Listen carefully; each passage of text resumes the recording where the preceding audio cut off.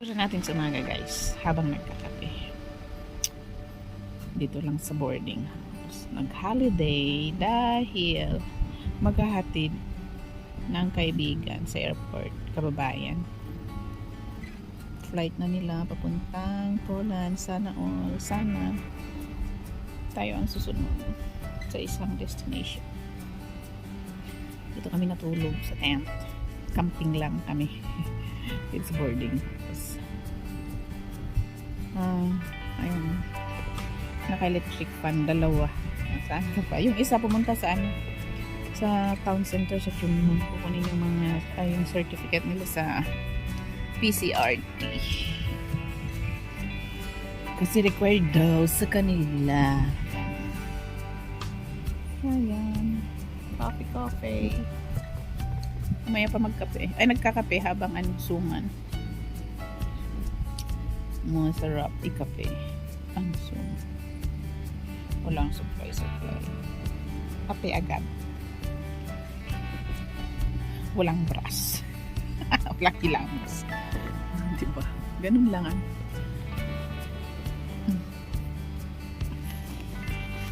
Ito ang coffee ko. Ayan. Suman at kape. May tinapay din. Binuksan na. Yun ang date namin. Chinese yan. Pwede ka na nabili walang tap. Kasi bahay din namin dito is Chinese. Pero isang pamilya. Kami lang dito sa gitna. But we are safe. Ayan. Ayan ang ground.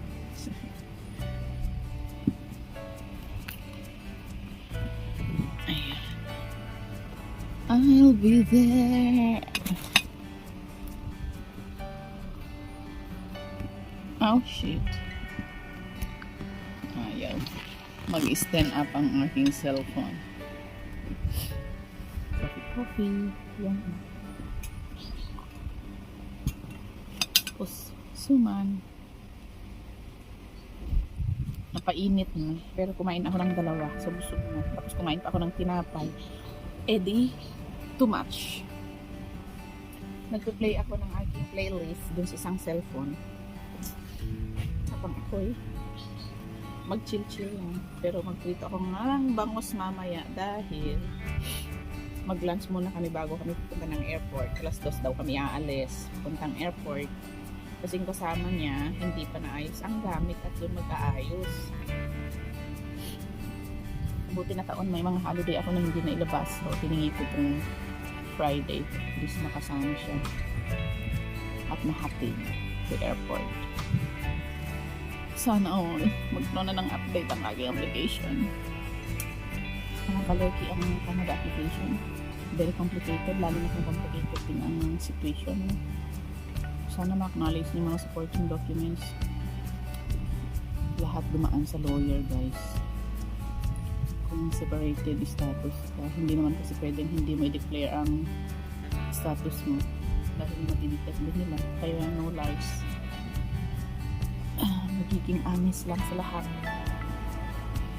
Dalawa electric fan ko kaya very cool. And walang lamok.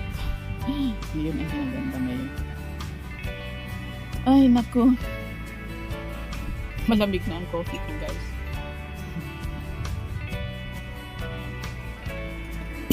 Kumain ako ng dalawang suman kaya mabigat pa sa tiyan. Pero kailangan na magluto na mamaya, magprito ng bangus kasi early kami mag-lunch. Punta kami sa airport. Sigurado may mga uban na naman ako dito. Hindi ko na naman labas kasi sa Sunday. Yung isa ang lalabas. Nagpaon ako ng kape ko na milk tea Mr. Brown. Ayay, it's watery. Taba na ang peggy. Baka doon malaman na ang mga shoulder. Ay, baka naman pas yung piniplay kong playlist. Ay. Nagpa-play sa old phone.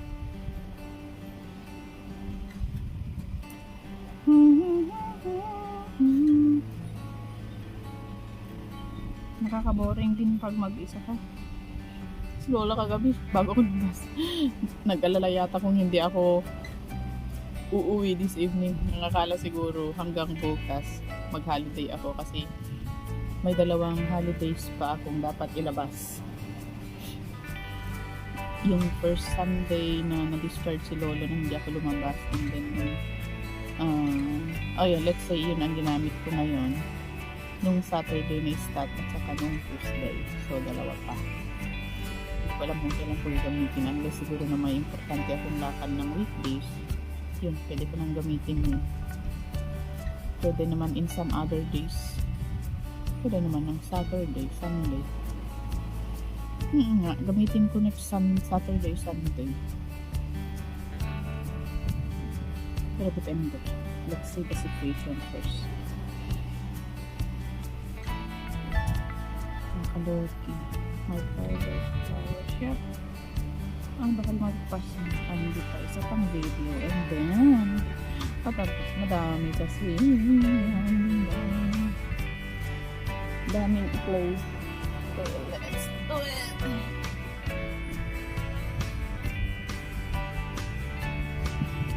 Ito lang maging higaan ko, guys. Dito lang ako nahiga sa sofa. 2 sofa na magkabilang. Ito. Yan. Diyan ako nahiga. Dito ako nahiga sa sofa. Yan ang unan ko. At saka very cool dito kagabi. Mas gusto namin dito kasi sa kwarto may aircon dun. Kaso lang kulob. At dun din natulog yun kasama ko kagabi. Yan ang sofa. Ala queen ang dating. Bigay lang namang kapitbahay namin mga gamit namin dito, guys. Hindi kami nagbili-bili. Tsaka gusto namin dito sa boarding na to dahil tahimik, hindi crowded, hindi katulad ng ibang boarding houses dito na yung marami sila. Hindi. Kami-kami lang dito. 4 lang kami dito. And very spacious. Lalo na dito sa ground. O katulad nito, may tent kaming malaki. Ito galing sa amo ng asawa ng pinsan ko na migrate ang mga amo sa Poland. And then, binigay sa kanya mga gamit. And buti naman, dinala dito ito. Ito, bulky, malaki, na ibiyahe. Pero hinatid naman siya dito sa boarding. Bypass. Ito sa highway. And ito na, may ano kami tambayan during holidays. Usually hindi kami nagtatambay sa loob unless ngayon talagang malamig na sa winter. Doon kami. Pero mas gustuhin pa rin namin dito sa tent. Kasi kahit yung isaral na lang namin ang mga to, tapos ilabas namin yung heater, ox na dito sa loob ng tent. Kompleto kami. Kasi may heater kami na rechargeable. Bigay ng amo ko na nag-migrate sa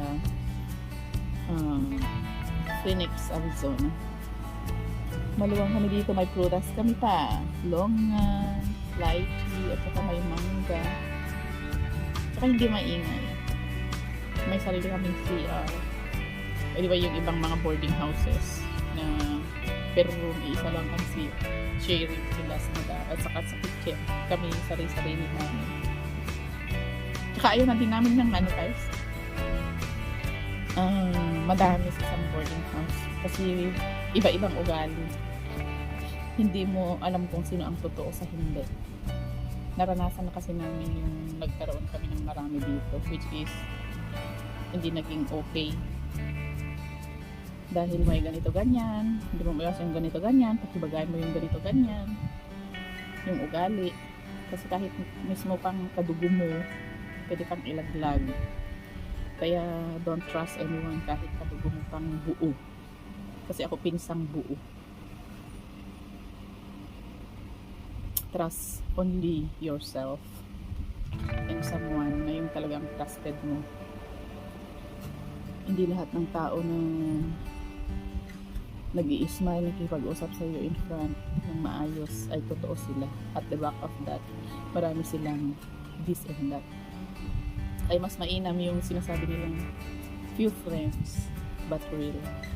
Anhin mo naman ang madaming friends, maraming backstabbing, maraming ganito ganyan, kahit buong kadugo mo, pwede kang ilaglag sa social media. Kaya minsan sa buhay walang kamag-anak, minsan sila pa yung talagang the best enemy sa buhay. Proven ko na yun. It happened. Kaya minsan mas maganda pa yung hindi mo mga kadugo na kaibiganin, maging close. Sila pa yung magpaparamdam sa'yo, magpapakita ng totoong tao. May totoong tao in the sense na yung nandyan sila sa oras ng mga katangangailangan. Hindi lang dahil may kailangan ka, kundi yung pinturin ka nilang more than nakadugo. Ay, hindi mo sila kadugo.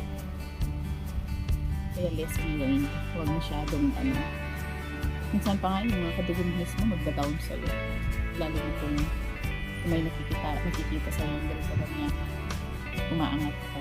Sila pa yung magda-down mismo sa'yo. Hindi naman sa lahat ng kadugo. Pero may mga taong ganun. Proven sa atin. It happened already. Kaya ko give distance. Hindi lahat. Yeah, okay lang. We cannot please anyone. Kung sino yung mananatili, hindi yun. Ganun lang yun. Through thick and thin. Sila yung mga totoong tao. Kung hindi ka iwanan. Kahit sa oras ng kagipitan, sa lahat ng bagay.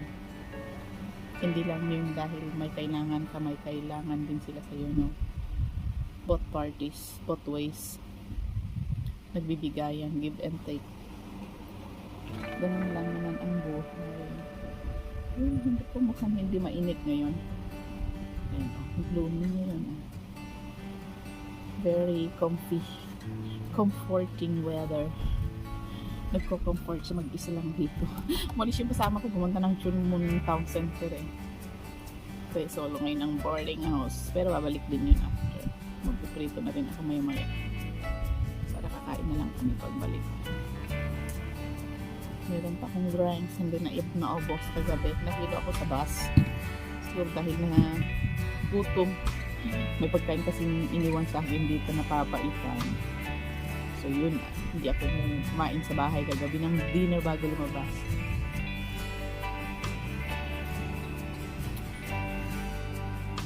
Ay, nagko.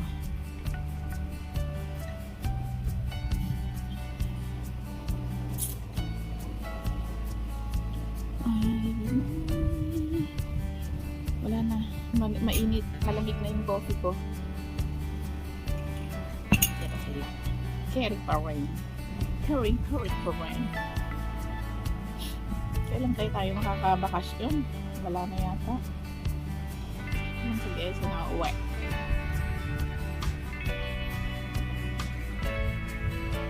Walang that no budget.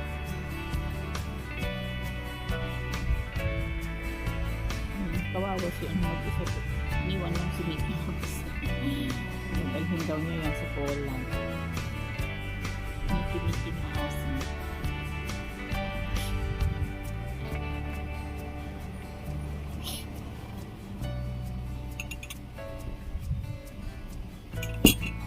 Wala na.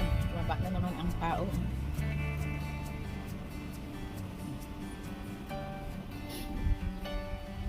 Sumisilip na ang araw.